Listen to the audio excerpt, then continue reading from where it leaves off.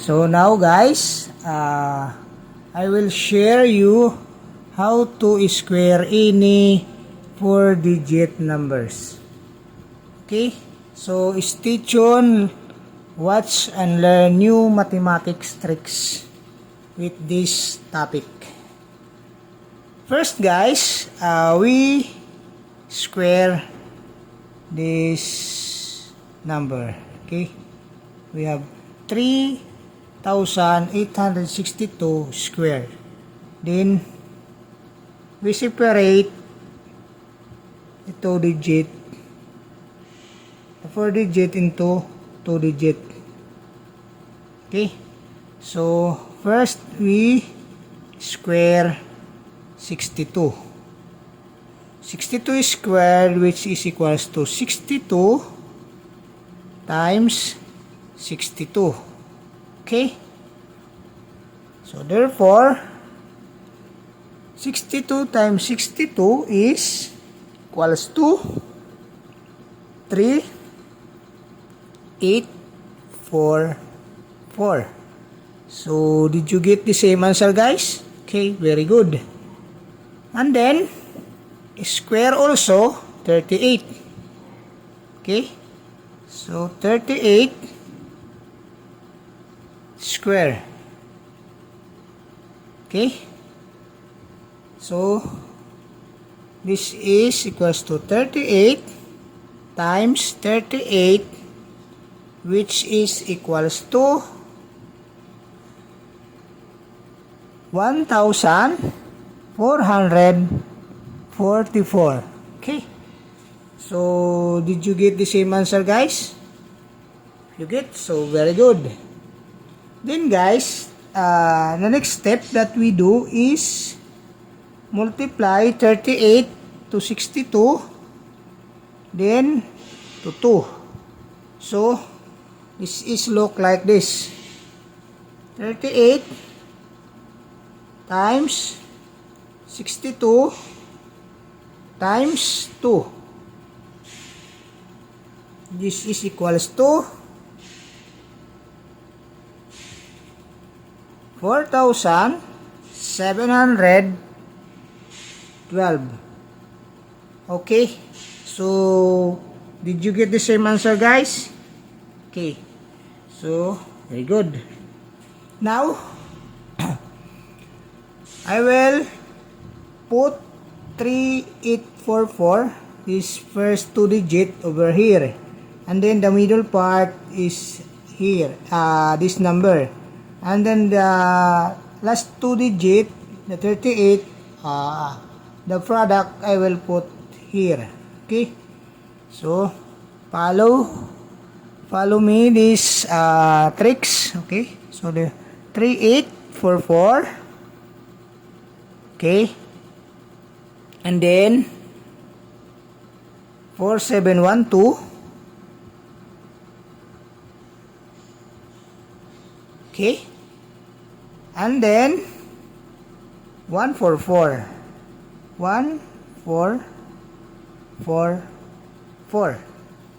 Okay guys, next steps we do is we separate also this 4-digit number into 2. So we remain the last 2 numbers and carry over the other 2 digit.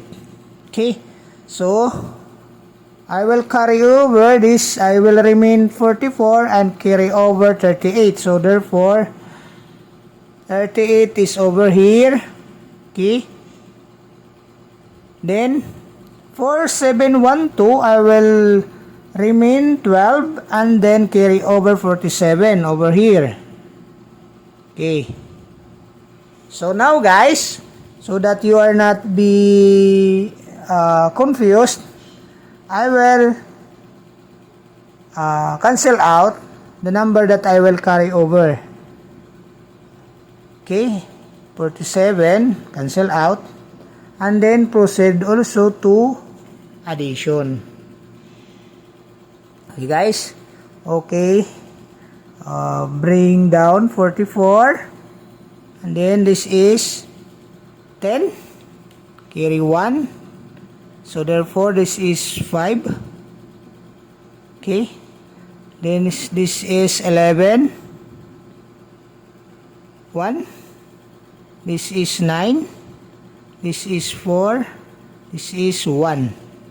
Therefore, guys, 3862 squared is equals to 14915044. Okay, guys. I have here 2134. Okay.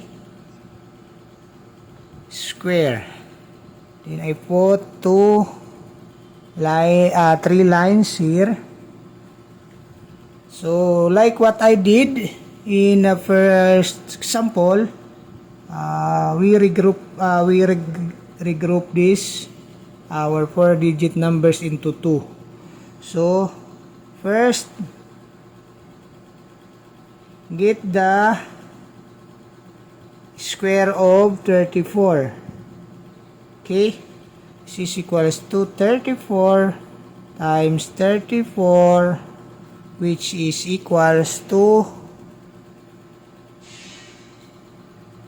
1156. Okay, guys, did you get the same answer? Okay, this is 1156. And then, guys, follow the other 2-digit, which is 21 square. Okay, so this is 21, which is equals to 21 times 21. This is equals to 441. Okay, so next step is multiply 21 to 34 and then to 2. Okay, so this is look like this: 21 times 34 times 2. So which is equals to 1428. Okay, guys, so did you get the same answer? So let's, very good if you have the same answer. Now, guys, I will regroup this our product. The product of 34 I will write here, and then the product of 21 I will write over here. 441.